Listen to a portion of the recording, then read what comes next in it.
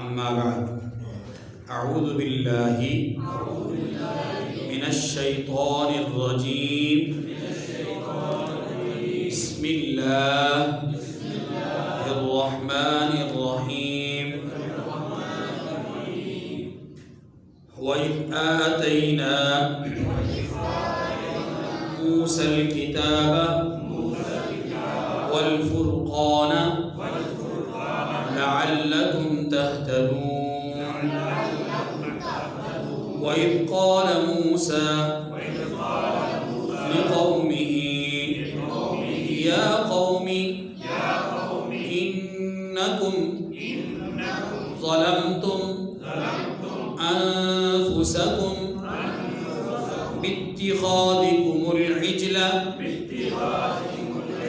فتوبوا إلى بارئكم فاقتلوا أنفسكم ذلكم خير لكم عند بارئكم فتاب عليكم إنه هو التواب الرحيم وإذ قلتم يا موسى لن نؤمن لك حتى نرى الله جهرة فأخذتكم الصاعقة وأنتم تنظرون ثم بعثناكم من بعد موتكم لعلكم تشكرون صدق الله العظيم. سورہ بقرہ کی آیت نمبر 53 سے 54 سے لے کر کے آیت نمبر 56 تک 53 سے 56 تک 4 آیات کریمہ ہم نے تلاوت کی ہیں. ان آیات کریمہ میں اللہ تبارک و تعالی نے بنی اسرائیل پر نازل کردہ 2 انعامات کا مزید ذکر فرمایا ہے. وہ 2 انعامات کیا ہیں ان کو جاننے سے پہلے ایک دفعہ ترجمہ آیات کا پڑھ لیں تاکہ ان انعامات کو جاننا اور سمجھنا آسان ہو جائے. فرمایا وَإِذْ آتَيْنَا مُوسَى الْكِتَابَ وَالْفُرْقَانَ لَعَلَّكُمْ تَهْتَدُونَ. پہلا انعام، اور جب ہم نے موسیٰ علیہ السلام کو کتاب اور معجزے عنایت کیے تاکہ تم ہدایت حاصل کرو.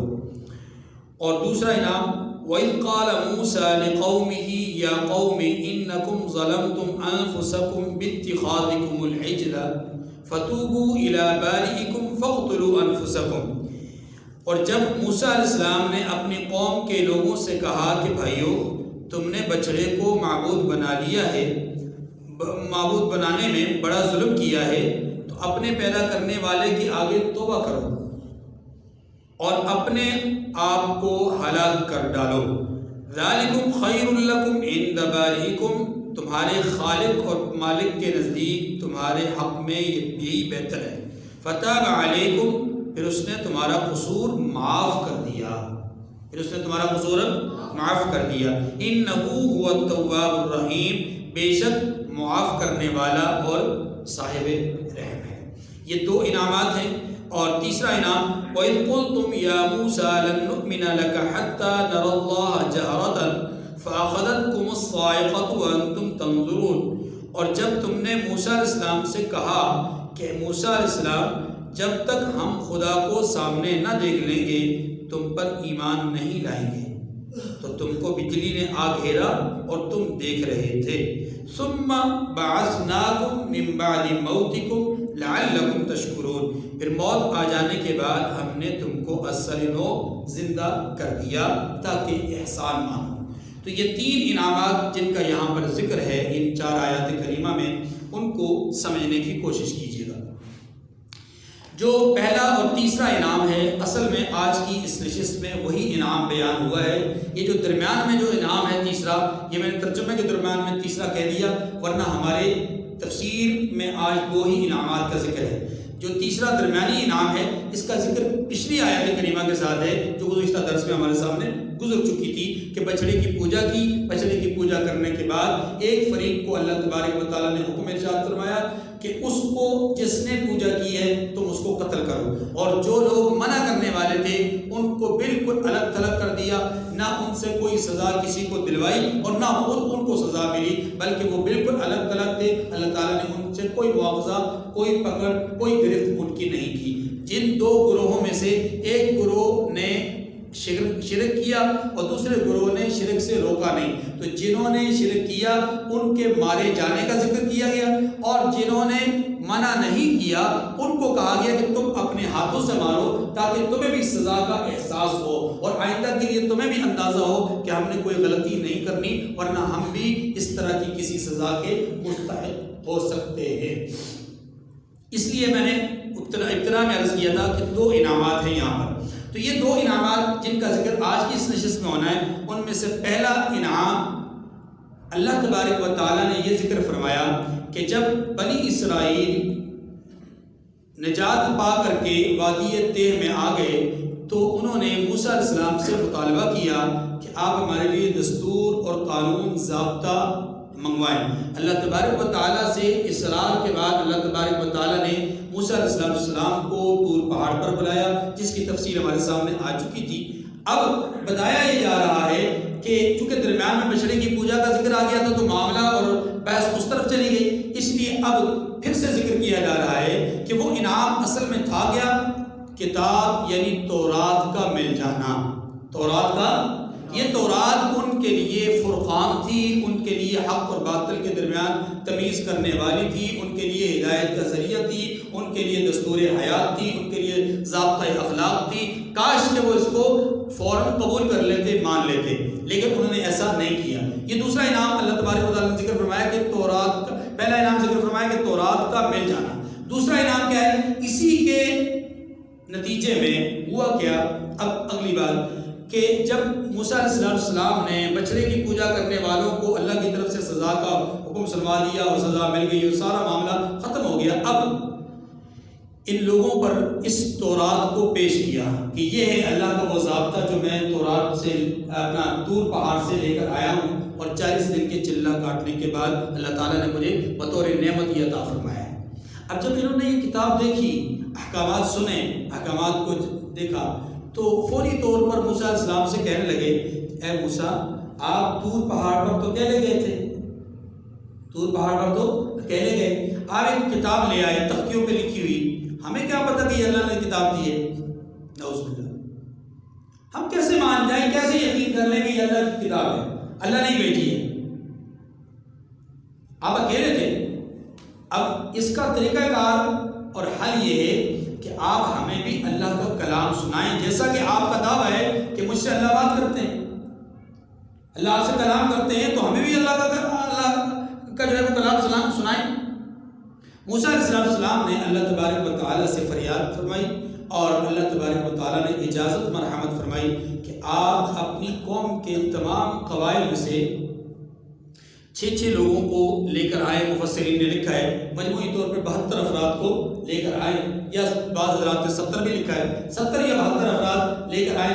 موسیٰ علیہ السلام یہاں سے 70 یا 72 افراد کو چنیدہ منتخب کردہ کہ بھئی یہ افراد میں لے کے جا رہا ہوں، ان کی بات مانو گے نا؟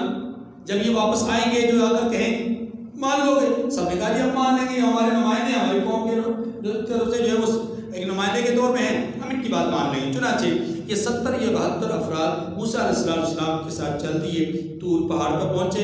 اللہ تبارک و تعالیٰ نے کلام فرمایا کہ یہ میرے بندے ہیں، میں نے ان کو نبوت عطا فرمائی ہے اور یہ کتاب میں نے ہی بھیجی ہے اور میری ہی طرف سے یہ نازل کرتا ہے۔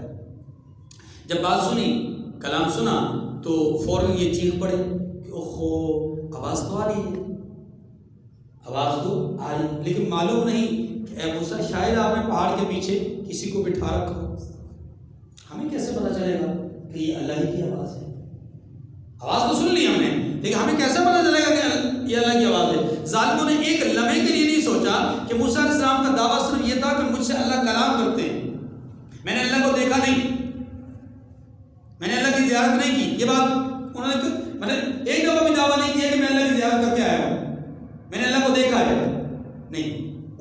ان کی ہمیشہ یہی بات رہی کہ میں اللہ سے ہم کلام ہوتا ہوں، لیکن ان ظالموں نے اس سے اگلے مرحلے کا دعویٰ کر دیا یا مطالبہ کر دیا کہ اے موسیٰ ہمیں یقین نہیں ہے کہ یہ اللہ کا کلام ہے، لہٰذا ہم اس وقت تک آپ کی بات کو نہیں مانیں گے جہاں یہ جو الفاظ لکھے ہوئے حتیٰ نر اللہ جہرۃ، اس وقت تک نہیں مانیں گے جب تک کہ اللہ کو اپنی آنکھوں سے اپنے روبرو اپنے سامنے نہ دیکھ لیں۔ بس پھر کیا تھا، یہاں پیچھے تک تو بات تھی مطالبات کی حد تک، اب بات آ گئی گستاخی کی طرف، اب بے ادبی کی طرف آ گئی، اور ڈائریکٹ انکار کی طرف آ گئی، تو پھر اللہ تبارک و تعالیٰ نے ان کو اس گستاخی اور بے ادبی کی سزا دی، اور وہ سزا کیا ہے یہاں پر ذکر ہے فَأَخَذَتْهُمُ الصَّاعِقَةُ فَأَخَذَتْكُمُ الصَّاعِقَةُ وَأَنْتُمْ تَنظُرُونَ، دوسرے مقام پر سورہ اعراف میں آتا ہے فَأَخَذَتْهُمُ الصَّاعِقَةُ، ٹھیک ہے، ہم ينظرون، کہ اللہ تبارک و تعالیٰ نے ان کو ایک بجلی ان کی طرف بھیجی اور اس بجلی نے ان کو گھیر لیا اور اس کے نتیجے میں ان کے دل پھٹ گئے یا وہ موت کی آغوش میں چلے گئے۔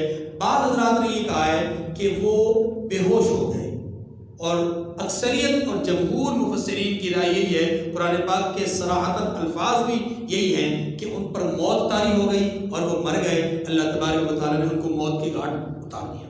اب جب یہ مر گئے 70 یا 72 افراد تھے، سارے کے سارے مر گئے، موسیٰ علیہ السلام پریشان ہو گئے،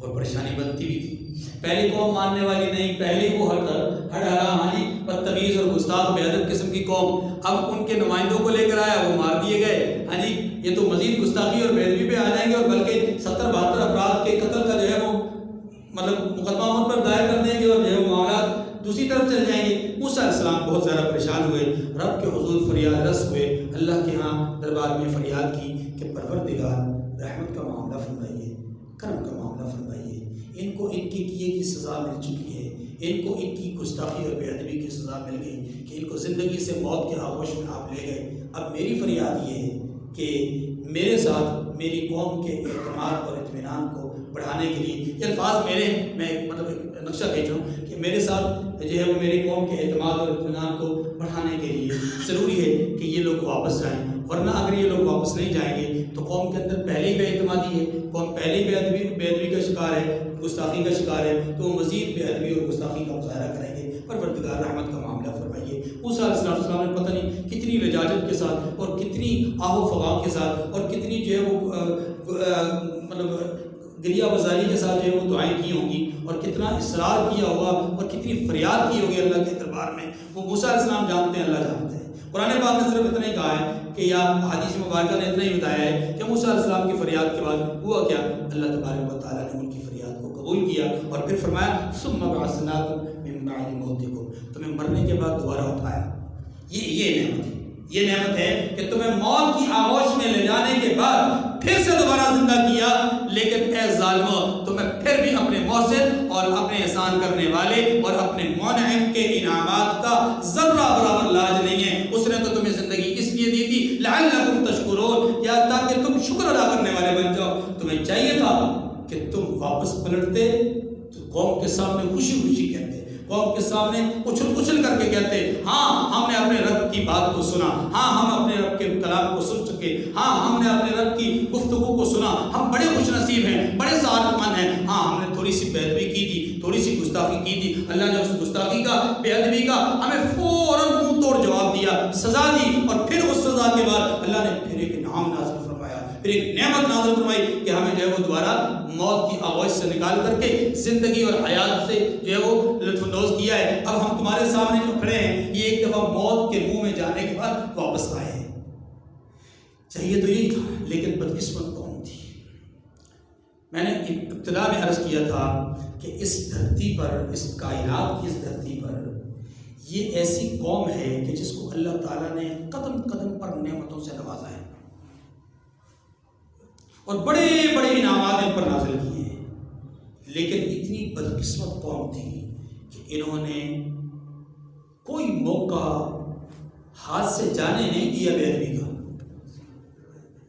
نافرمانی کا کوئی دقیقہ فروگزاشت نہیں کیا، کوئی لمحہ ایسا نہیں کہ جہاں ان سے خطا ہو گئی ہو کہ یہاں بے ادبی نہ ہو، ہر مقام پر بے ادبی کی، ہر مقام پر گستاخی کی، ہر مقام پر جو ہے انہوں نے حکم عدولی کی ہے اور اللہ کے رسول کی نافرمانی کی ہے.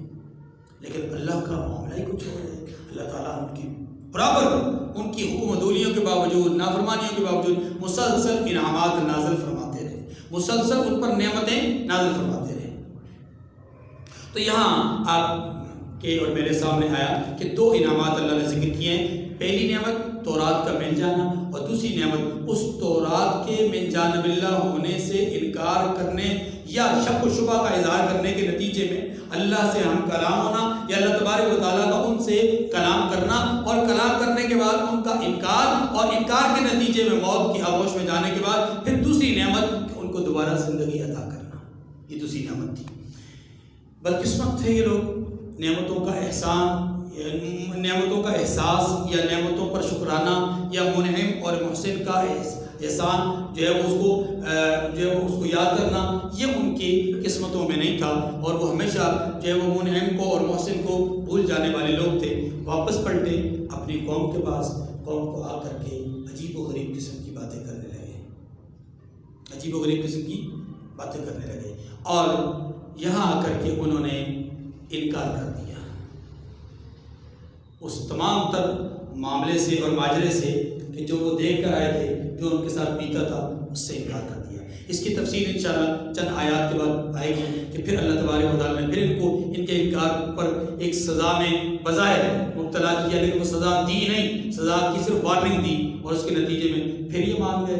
پھر اللہ نے انعام نازل فرمایا. تو مختلف انعامات کا ذکر دیکھیے جی. فرمایا وَإِذْ آتَيْنَا مُوسَى الْكِتَابَ وَالْفُرْقَانَ لَعَلَّكُمْ تَهْتَدُونَ. اور جب ہم نے موسیٰ علیہ السلام کو کتاب اور معجزے عنایت کیے تاکہ تم ہدایت حاصل کرو. دیکھیے موسیٰ علیہ السلام کو کتاب عطا فرمائی، موسیٰ الکتاب، موسیٰ علیہ السلام کو کتاب عطا. والفرقان، والفرقان کے یہاں دو معنی ہیں. ایک معنی وہ ہے جو صاحب ترجمہ نے کیا ہے، اور وہ معنی یہ معجزات عطا کیے. کتاب الگ اور معجزات الگ. بہت سارے مفسرین نے، مترجمین نے یہ ترجمہ کیا ہے کہ وہی آتینا موسیٰ الکتاب والفرقان، یہ الفرقان کو الکتاب کی ہی تفسیر بتایا گیا کہ ایسی کتاب عطا کی گئی کہ الفرقان جو حق اور باطل میں فرق کرنے والی تھی. وَإِذْ آتَيْنَا مُوسَى الْكِتَابَ وَالْفُرْقَانَ، اور موسیٰ علیہ السلام کو کتاب عطا کی گئی. یہاں پر واو عطف کے لیے ہے، لیکن عطف تفسیر کے لیے مطلب یہ کہ موسیٰ علیہ السلام کو ایسی کتاب عطا کی گئی کہ جو کہ حق اور باطل میں فرق کرنے والی تھی. ایک معنی گویا الفرقان کا تعلق الکتاب کے ساتھ ہی ہے، یعنی ایسی کتاب جو کہ حق اور باطل میں فرق کرنے والی. اور الکتاب کے بعد والفرقان کو اگر الگ رکھا جائے تو پھر اس کا معنی وہی ہے جو مترجم نے کیا، صاحب ترجمہ نے کیا ہے، اور وہ کیا ہے کہ موسیٰ علیہ السلام کو کتاب بھی عطا ہوئی اور معجزات بھی عطا ہوئے. رسول اللہ صلی اللہ علیہ وسلم کے بعد سب سے زیادہ معجزات جس نبی اور رسول کو اللہ تبارک و تعالیٰ نے عطا فرمائے وہ موسیٰ علیہ السلام ہے. ہمارے پیارے نبی صلی اللہ علیہ وسلم کے بعد سب سے زیادہ معجزات حضرت موسیٰ علیہ السلام کو عطا ہوئے ہیں. اور یاد رکھیے کہ موسیٰ علیہ السلام کو جو معجزات ملے ہیں ان کی تعداد 13 ہے. ان کی تعداد کتنی ہے؟ 13. اور رسول اللہ صلی اللہ علیہ وسلم کی معجزات کی تعداد ہزاروں میں ہے. بعض حضرات نے 3 لاکھ سے متجاوز کہہ دی ہے. لیکن یہ بات تو کنفرم ہے کہ ہمارے نبی صلی اللہ علیہ وسلم کو اس کائنات میں مبعوث ہونے والے جتنے نبی تھے، جتنے رسول تھے، ان میں سے سب سے زیادہ معجزات ہمارے پیارے نبی صلی اللہ علیہ وسلم کو عطا کی گئے. اور جن کا سب سے بڑا معجزہ قرآن پاک ہے، اور جو ہمارے سامنے آج بھی زندہ و جاوید ہے، کیونکہ آپ کی نبوت زندہ و جاوید ہے تو آپ کا معجزہ بھی زندہ و جاوید، کیونکہ معجزہ جو ہوتا ہے وہ نبی کی نبوت کی علامت ہوا کرتا ہے. تو ان کی نبوت بھی باقی تو ان کا معجزہ بھی باقی. قرآن پاک کو قرآن پاک نے ہی الفرقان کہا ہے، اور اس نام سے پوری ایک سورت ہے، سورۃ الفرقان. 18ویں پارے کے آخر میں ہے اور 19ویں پارے کی ابتدا میں اس کا حصہ ہے. فرمایا تبارک الذی نزل الفرقان علی عبدہ لیکون للعالمین نذیرا. تبارک الذی نزل الفرقان علی عبدہ، بڑی ہی مبارک ہے وہ ذات، بڑی ہی برکتوں والی ہے وہ ذات جس نے فرقان کو اتارا اپنے بندے پر۔ یہاں فرقان سے مراد قرآن مجید ہے، یہاں پر فرقان سے مراد قرآن پاک کو بھی الفرقان اسی لیے کہا گیا کہ قرآن حق اور باطل کے درمیان فرق کرنے والا ہے، ٹھیک ہے۔ وَإِذْ قَالَ مُوسَىٰ لِقَوْمِهِ يَا قَوْمِ إِنَّكُمْ ظَلَمْتُمْ أَنفُسَكُمْ، جب موسیٰ علیہ السلام نے اپنی قوم سے کہا کہ اے میری قوم کے لوگوں تم نے اپنے آپ پر ظلم کیا ہے۔ ظلم کون سا کیا ہے؟ آپ کے ذہن میں فوراً آ گیا ہوگا کہ وہ جو بچڑے کی پوجا کی، یاد رکھیے بچڑے کی پوجا شرک تھی، اور شرک جو ہے وہ سب سے بڑا ظلم ہے۔ قرآن پاک نے خود کہا ہے ان الشرک لظلم عظیم۔ حضرت لقمان علیہ السلام نے اپنے بیٹے کو وصیت کرتے ہوئے یہ جملہ کہا تھا ان الشرک لظلم عظیم، بیٹا شرک بہت بڑا ظلم ہے، شرک، اور شرک ہی وہ جرم ہے کہ جس کے متعلق خلاق عالم نے ارشاد فرمایا ان اللہ لا یغفر ان یشرک بہ ویغفر ما دون ذلک لمن یشاء، اللہ شرک کو معاف نہیں کریں گے، اس کے سوا دوسرے گناہوں کو، جرائم کو معاف کر سکتے ہیں۔ لیکن پہلے کے لیے اللہ نے ضابطہ بیان فرما دیا کہ پہلے کو معاف نہیں کروں گا، یعنی شرک کو معاف نہیں کروں۔ انکم ظلمتم انفسکم، تم نے بچڑے کو معبود ٹھہرانے میں بڑا ظلم کیا ہے، فتوبوا الی بارئکم، سو اپنے پیدا کرنے والے کے آگے توبہ کرو، لیکن فاقتلوا انفسکم، اور اپنے آپ کو ہلاک کر ڈالو۔ یہاں دو باتیں سمجھنے والی، ایک بات تو یہ ہے کہ اللہ تبارک و تعالیٰ نے فرمایا فتوبوا الی بارئکم، موسیٰ علیہ السلام کی زبان سے کہلوایا کہ اے موسیٰ آپ اپنے لوگوں سے کہیے کہ فتوبوا الی بارئکم، اپنے پیدا کرنے والے کے سامنے توبہ کریں۔ توبہ کا معنی کیا ہے؟ دیکھیے توبہ کا بنیادی معنی ہے لوٹنا، رجوع کرنا، پلٹ آنا، ٹھیک ہے، لوٹنا، رجوع کرنا، پلٹ۔ انسان کی طرف بھی اس کی نسبت ہوتی ہے، اللہ کی طرف بھی نسبت ہوتی ہے، تو دونوں کے اندر معنی پھر کیا ہوگا؟ ظاہر فرق تو ہوگا نا معنی کا، اور وہ فرق کیا ہوگا؟ دیکھیے انسان جب گناہ کرتا ہے تو وہ اس وقت اللہ سے روگردانی اختیار کر رہا ہوتا ہے، جب کسی گناہ میں مبتلا ہوتا ہے تو وہ کیا کر رہا ہوتا ہے؟ روگردانی اختیار۔ اسی لیے ایک حدیث مبارکہ میں یہ بات کہی گئی ہے کہ جب مومن زنا کرتا ہے تو اس وقت اس کا ایمان اٹھا لیا جاتا ہے، اس وقت اس کا ایمان کیا مطلب یہ کہ اس عمل کے وقت میں اللہ کی یاد سے چونکہ وہ غافل ہوتا ہے، اللہ سے روگردانی اختیار کر چکا ہوتا ہے، لہذا اس سے اس کا ایمان لمحات کے لیے اٹھا لیا جاتا ہے۔ اب وہ بے ایمانی کی زندگی اختیار کرتے ہوئے اس بدفعلی میں اور بدعملی کا شکار ہوتا ہے۔ گویا اس کا مطلب یہ ہوا کہ انسان جب گناہ میں مبتلا ہوتا ہے، گناہ کی طرف جاتا ہے، تو وہ اللہ سے روگردانی اختیار کر رہا ہوتا ہے، اللہ سے غافل ہوتا ہے۔ پھر جب اسے احساس ہوتا ہے کہ وہ مجھ سے گناہ ہو گیا، ندامت کا اظہار کرتا ہے، تو اس روگردانی سے وہ جو اللہ سے وہ اس نے منہ پھیرا تھا، اعراض کیا تھا، اب پلٹ کر پھر اللہ کی طرف جاتا ہے کہ یا اللہ مجھے معاف کر دے، یا اللہ مجھے معاف کر دے، میری خطاؤں کو، میری لفظوں کو، میری کوتاہیوں کو اس سے درگزر فرما دے۔ اب دیکھیے یہاں انسان نے کیا کیا؟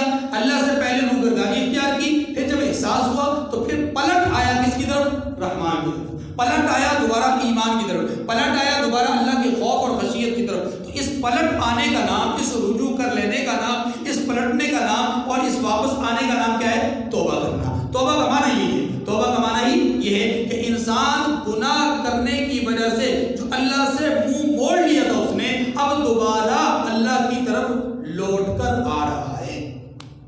اور اللہ کی طرف توبہ کی نسبت کا معنی کیا ہے؟ اللہ کی طرف توبہ کا نسبت کا معنی یہ ہے کہ جب بندہ گناہ کرتا ہے تو اللہ غضب کی وجہ سے، غصہ کی وجہ سے، ناراضگی کی وجہ سے اس سے رحمت کی توجہ پھیر دیتے ہیں، یعنی جو رحمت کے ساتھ جو متوجہ ہوتے ہیں اللہ اس توجہ والی جو رحمت والی جو توجہ ہے اس کو پھیر دیتے ہیں، پلٹ دیتے ہیں، یعنی اس کی طرف اب رحمت کے ساتھ متوجہ نہیں ہوتے۔ لیکن جو ہی وہ بندہ توبہ کی طرف آتا ہے، رجوع کی طرف آتا ہے، اللہ کی طرف سے، اللہ کی طرف ندامت کے لیے جو ہے وہ آگے بڑھتا ہے اور آنسو بہاتا ہے، تو اللہ تبارک و تعالیٰ بھی اس رحمت سے جو منہ اللہ نے پھیر لیا تھا، رحمت سے عدم توجہ کا جو مظاہرہ کیا تھا اللہ نے، اب وہ پھر سے دوبارہ رحمت کے ساتھ متوجہ ہو جاتے ہیں، یعنی اللہ اپنی رحمت کو دوبارہ پلٹ دیتے ہیں، اللہ اپنی رحمت کے ساتھ دوبارہ جو ہے وہ واپس آ جاتے ہیں۔ تو اس لیے اللہ کی طرف بھی اس کی نسبت توبہ کی جاتی ہے۔ تو ایک توبہ کی نسبت انسان کی طرف ہے، ایک توبہ کی نسبت اللہ کی طرف ہے، انسان کی طرف نسبت کا مطلب یہ ہوگا کہ انسان گناہوں کی وجہ سے جو اللہ سے دور ہو گیا تھا، توبہ کے نتیجے میں وہ واپس آ جاتا ہے، اور اللہ کی طرف اس کی نسبت کا مطلب کیا ہوگا کہ اللہ رحمت کی دوری کا جو مظاہرہ فرما رہے تھے، اب اس کی توبہ کر لینے کے نتیجے میں اللہ دوبارہ رحمت اس کی طرف متوجہ فرما لیتے ہیں۔ ٹھیک ہے جی، فرمایا فتوبوا الی بارئکم، تم اپنے پیدا کرنے والے کے آگے توبہ کرو۔ انہوں نے توبہ کی، اللہ تبارک و تعالیٰ نے توبہ قبول کرنے کی شرط بیان فرما دی کہ ٹھیک ہے تمہاری توبہ کو قبول کرتے ہیں، اور اس کی شرط یہ ہے فاقتلوا انفسکم، خود کو ہلاک کر دو۔ خود کو ہلاک کرنے کا یہاں پر دیکھیے ایک معنی ہے، بظاہر جو سمجھ میں آ رہا ہے وہ یہ آ رہا ہے کہ اپنے آپ کو مارو، اپنے آپ کو، میں کچھ کہوں گا مسئلہ خراب ہو جائے گا، ہم بھی کچھ لوگوں کو دیکھتے ہیں اپنے آپ کو مارتے، ایک معنی تو یہ، لیکن یہاں پر بنیادی طور پہ معنی تھوڑا سا مختلف ہے، اور وہ یہ ہے کہ دیکھیے ایک دوسرے کو مارنا ایسا ہی ہے گویا خود کو مارنا ہے، یہ بات نہ سمجھیے، ایک دوسرے کی جان کو طلب کرنا ایسا ہے گویا اپنے آپ کو طلب کرنا اور اپنے آپ کو مارنا۔ حکم یہ ہوا کہ فاقتلوا انفسکم، خود کو ہلاک کرو، یعنی تم میں سے ایک گروہ دوسرے گروہ کو، حدیث میں اس کی صلاح موجود ہے، ایک گروہ دوسرے گروہ کو کیا کرو، مارو، قتل کرو۔ تو جنہوں نے ظلم کیا تھا، جنہوں نے شرک کیا تھا، وہ مر جائیں گے اور ان کو سزا مل جائے گی، اور جنہوں نے ظلم نہیں کیا لیکن ان کے ظلم میں سے ان کو روکا نہیں، وہ اپنے ہاتھوں سے سزا دیں تاکہ ان کے دل میں آئندہ کے لیے خوف اور احساس پیدا ہو۔ ٹھیک ہے جی، فاقتلوا انفسکم کی بات۔ اچھا یہاں پر ایک بات اور ذہن نشین فرما لیں، اور وہ یہ کہ قرآن پاک نے جو حدود اور جو تعزیرات اور جو سزائیں بیان کی ہیں جرائم پر، ان کے حوالے سے قرآن اور حدیث نے ہمیں ایک ضابطہ بھی دیا ہے، اور وہ ضابطہ یہ دیا ہے کہ آپ اللہ کی حدود کو نافذ کرنے میں، جاری کرنے میں کسی قسم کی رأفت کا، کسی قسم کی نرمی کا، کسی قسم کی شفقت کا مظاہرہ مت کرنا، کیونکہ اللہ سے زیادہ شفیق کوئی نہیں، اللہ سے زیادہ مہربان ہے، اللہ سے زیادہ رحیم کوئی نہیں۔ پھر اللہ کی مخلوق میں رسول اللہ صلی اللہ علیہ وسلم سے زیادہ رفیق، رسول اللہ صلی اللہ علیہ وسلم سے زیادہ رحیم، اور رسول اللہ صلی اللہ علیہ وسلم سے زیادہ رؤوف اور زیادہ کریم اور زیادہ شفقت اور مہربانی کرنے والا کوئی نہیں، لیکن اللہ نے حکم دیا، رسول اللہ نے اس کو نافذ کیا۔ اس کا مطلب یہ ہے کہ اگر جو حدود اور تعزیرات ہیں ان کے نفاذ میں اگر انسان نرمی کا مظاہرہ نہیں کرتا، شفقت کا، مہربانی کا مظاہرہ نہیں کرتا، بلکہ بعینہ ہی وہی سزا دیتا ہے جو اللہ نے بتلائی ہے، اور اسی انداز سے سزا دیتا ہے جو اللہ نے بتلائی ہے، تو اس سے جرائم کا سد باب ہوگا، جرائم کی راہ میں رکاوٹ پیدا ہوگی، اور اسی کو قرآن پاک نے کہا ہے وَلَكُمْ فِي الْقِصَاصِ حَيَاةٌ يَا أُولِي الْأَلْبَابِ لَعَلَّكُمْ تَتَّقُونَ، اے لوگو تمہارے لیے قصاص میں اللہ نے زندگی رکھی ہے، تم اس بات کو پہچانو، جانو تو صحیح، اس بات کو سمجھو تو صحیح ذرا کہ تمہارے لیے اس میں زندگی ہے۔ کیسے زندگی ہے کہ جب ایک قاتل کو سرعام سزا دی جائے گی تو دوسرا کوئی فرد قتل کرنے کی سوچنے سے پہلے 1000 بار اس پر جو ہے وہ نگاہ ڈالے گا کہ میں یہ جرم کروں یا نہ کروں، کیونکہ آج اگر میں اپنے غصے اور غضب کے انتقام کی وجہ سے اگر یہ فعل کر لیتا ہوں تو مجھے اس کے اپنا زمرے میں اور اس کے نتیجے میں فوری طور پہ جو ہے وہ قتل کا ہی سامنا کرنا پڑے گا اور مجھے قتل کر دیا جائے گا۔ تو فائدہ ہی کیا ہے کہ کسی کی جان لے کر کے اپنی جان دے دینا؟ بھائی انسان کسی کو مارتا ہے، کس لیے مارتا ہے؟ خود اچھی زندگی گزارنے کے لیے۔ جب زندگی ہی نہیں ملے گی تو فائدہ کیا؟ اس لیے قرآن پاک نے کہا ہے کہ زندگی ہے تمہارے لیے قصاص میں، اگر قصاص لوگے، اس ایک قاتل کو مارو گے تو کئی اور لوگ قتل کرنے سے بچ جائیں گے، قتل کرنے کے جرم سے اپنے ہاتھ کو روک لیں گے۔ اور آج ہم اگر دیکھتے ہیں کہ ملک کے اندر، بیرون ملک، عالمی سطح پر یا ملکی سطح پر اگر بہت زیادہ بد امنی ہے، بے سکونی ہے اور اس طرح کے معاملات ہیں، اس کی بنیادی وجہ کیا ہے؟ ہم اگر 2 سزاؤں پر، 2 جرائم کی سزاؤں پر سختی کر دیں اور اس کو شرعی طریقے سے سزا دے دیں تو یقین کریں کہ آپ کے ملک کے 70% جرائم کی روک تھام ہو جائے گی۔ اور وہ 2 جرائم کون سے ہیں؟ پہلا جرم چوری پر سزا۔ چوری پر سزا کیا ہے؟ پہلی دفعہ چوری کرنے پر 1 ہاتھ کاٹا جائے، دوسری دفعہ چوری کرنے پر بائیں طرف کے پاؤں کو کاٹ دیا جائے، اور پھر چوری کرنے پر بائیں ہاتھ کو کاٹ دیا جائے۔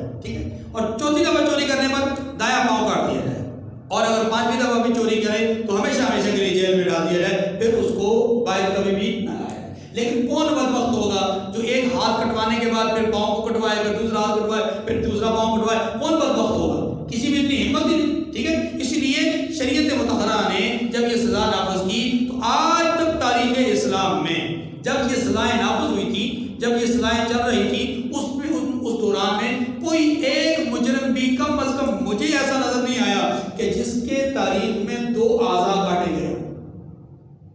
میں نے کہیں نہیں پڑھا، اگر کہیں ہو ممکن ہے، ممکنات میں سے ہے، لیکن میں نے کہیں پڑھا نہیں ہے کہ ہاتھ بھی کاٹ دیا گیا ہو پھر پاؤں بھی کاٹ دیا گیا ہو، یعنی دوبارہ بھی اس نے جرم کیا ہو. جس نے ایک دفعہ جرم کیا سو کر دیا بس، اب وہ قیامت تک دوبارہ جرم نہیں کرتا. مجھے تو تاریخ نہیں بتلاتی ہے. لیکن ہمارے یہاں کیا ہوتا ہے، جب بھی کوئی مجرم نامینیٹ ہوتا ہے، نامزد ہوتا ہے، تو کہا جاتا ہے کہ پہلے فلاں فلاں فلاں فلاں موقع پر گرفتار ہوا تھا، پھر چھوڑ دیا گیا، گرفتار ہوا تھا، پھر بری ہو گیا تھا، گرفتار ہوا تھا، پھر اس کو جو ہے وہ زمان پر رہا کر دیا گیا تھا اور یوں کر دیا گیا تھا. یعنی اس کا مطلب یہ ہوا کہ وہ عادی مجرم ہوتا ہے، وہ پہلی جگہ میں جرم اس کا نہیں ہوتا. یہ ہماری بدقسمتی ہے. تو ایک تو یہ ہے کہ چوری پر اگر سزا کو بغیر رأفت کے، بغیر شفقت کے، بغیر نرمی کے اور بغیر مہربانی کیے اگر اس کو شرعی طریقے سے وہ سزا دی جائے تو ملک کے اندر آپ کے 35 سے 40% جرائم ختم ہو جائیں، اور جس میں ڈکیتی، رازنی، چوری، دوسرے کا حق چھیننا، غصب کرنا، یہ سارے یعنی جتنی بھی مالی کرپشن ہے، مالی معاملات ہیں، وہ سارے کے سارے کیا ہو جائیں گے؟ ختم ہو جائیں گے. اور دوسری سزا ہے قتل کی سزا، جس کو قصاص کہتے ہیں. یہ صرف 2 سزائیں نافذ کر دیں ملک کے اندر، آپ کے ملک کے 70% جرائم ختم ہو جائیں گے. اسی لیے قرآن پاک نے کہا فَاقْتُلُوا أَنفُسَكُمْ، خود کو ہلاک کرو، خود کو مارو. مطلب یہی ہے کہ جب تم اپنے ہاتھوں سے مارو گے اس کا مطلب ہے کہ تم خود کو مار رہے ہو، یعنی آئندہ تم یہ جرم نہیں کرو گے. انہوں نے کر لیا تو کر لیا، لیکن تم نہیں کرو گے. ذَلِكُمْ خَيْرٌ لَكُمْ عِندَ بَارِئِكُمْ. یہ سزائیں دینا، اللہ کی طرف سے یہ جو سزائیں مقرر ہیں ان کو نافذ کرنا، یہ تمہارے حق میں یہی بہتر ہے، تمہارے حق میں یہی بہتر ہے اللہ کے ہاں. فتاب علیکم، پھر اس نے تمہارا قصور معاف کر دیا. انہ هو التواب الرحیم، وہ صاحب رحم ہے اور توبہ قبول کرنے والا ہے، معاف کرنے والا ہے. فَإِنْ وَإِذْ قُلْتُمْ يَا مُوسَىٰ لَن نُؤْمِنَ لَكَ حَتَّىٰ نَرَى اللَّهَ جَهْرَةً فَأَخَذَتْكُمُ الصَّاعِقَةُ وَأَنْتُمْ تَنظُرُونَ. اور جب تم نے موسیٰ علیہ السلام سے کہا کہ موسیٰ جب تک ہم خدا کو سامنے نہ دیکھ لیں گے تم پر ایمان نہیں لائیں گے. یہاں پر ایمان نہ لانے کا مطلب یاد رکھیے، ایمان تو وہ پہلے لا چکے تھے. یہاں پر ایمان نہ لانے کا مطلب یہ کہ یہ جو بات آپ کر رہے ہیں کہ یہ اللہ کی آواز ہے، اس بات کو ہم نہیں مانیں گے. اس بات کو ہم، یہ ایمان جزوی ایمان ہے. لیکن یاد رکھیے قرآن پاک نے اس کو ایمان نہ لانے سے تعبیر اسی لیے کیا ہے کہ ایمانیات میں سے کسی ایک چیز کا انکار کرنا گویا کہ پورے دین کا انکار کرنا ہے. اس نقطے کو ذرا سمجھیے. انہوں نے بظاہر صرف ایک چیز کا انکار کیا، وہ کیا تھا؟ اللہ کی آواز سے انکار کیا کہ اللہ کی آواز ہے یا نہیں ہمیں پتہ نہیں، یعنی اس بات میں شک کیا، انکار بھی نہیں کیا. اس کو ماننے کے لیے انہوں نے اصرار کیا، مطالبہ کیا کہ ہمیں اللہ کو دیکھنا ہے. اللہ تبارک و تعالیٰ نے اس کو عدم ایمان سے تعبیر فرمایا کہ انہوں نے ایمان لانے سے انکار کر دیا. اس سے پتہ چلا کہ شعائر دینیہ یا ایمانیات میں سے کسی ایک کا انکار کرنا پورے دین کا انکار کرنا ہے. ایک آدمی قرآن پاک کو نہیں مانتا تو اس نے پورے دین کا انکار کیا. پورے قرآن پاک کو نہیں، قرآن پاک کی کسی ایک سورت کا بھی انکار کرتا ہے، اس نے پورے کے پورے دین کا انکار کیا. ایک سورت کا نہیں، ایک آیت کا انکار کرتا ہے تو پورے کے پورے دین کا انکار کر رہا ہے. ایسے ہی ایمانیات میں سے فرشتوں کو نہیں مانتا، یہ کسی ایک فرشتے کا بھی انکار کرتا ہے. جبرائیل علیہ السلام، اسرائیل علیہ السلام، کسی ایک فرشتے کا بھی انکار کرتا ہے تو وہ کیا ہے؟ دائرہ ایمان سے نکل گیا. اسی طرح انبیاء علیہ السلام میں سے کسی ایک نبی کو بھی، جس نبی کی نبوت کا اعلان اللہ تبارک و تعالیٰ نے قرآن پاک میں ذکر کیا ہو باضابطہ طور پہ نام لے کر، یا احادیث مبارکہ میں کسی نبی کے نام کا ذکر آیا ہو، اس نبی کی نبوت کا کوئی آدمی انکار کرے یا اس نبی کی گستاخی اور بے ادبی کرے، کسی ایک نبی کی بھی، اس نے گویا کہ پوری کی پوری جو سلسلہ نبوت کی ایک دیوار ہے اس پوری دیوار کا انکار کیا، لہذا وہ آدمی مومن نہیں ہو سکتا. فرمایا وَأَنْتُمْ تَنْظُرُونَ. اچھا تم ایمان نہیں لاؤ گے، تم نے یہ کہا. اس کے بعد اللہ نے کیا کیا؟ فَأَخَذَتْكُمُ الصَّاعِقَةُ، تو تم کو بجلی نے آ گھیرا. وَأَنْتُمْ تَنْظُرُونَ، اور تم دیکھ رہے تھے. مطلب کیا ہے؟ مطلب تم نے بجلی کو آتے ہوئے دیکھا، اور پھر جب موت کی آغوش میں چلے گئے اور دوبارہ جب زندہ کیے گئے تو تم نے اپنے زندہ ہونے کے بعد اپنی پرانی حالت کو تم نے یاد کیا، اور تمہیں گویا کہ وہ ایسے لگا فرمایا ثم بعثناکم من بعد موتکم لعلکم تشکرون، پھر موت آ جانے کے بعد ہم نے تم کو از سر نو زندہ کر دیا تاکہ احسان جانو۔ اللہ تعالیٰ مجھے اور آپ کو سمجھنے کی توفیق کامل نصیب فرمائے۔ وآخر دعوانا مجرم کو ضمانت جو ملتی ہے یہ کیا ہے؟ اسلام میں ہے کوئی مجرم جیل میں